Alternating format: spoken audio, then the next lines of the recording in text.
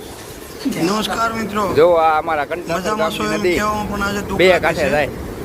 આજે તારીખ 27 ઓક્ટોબર.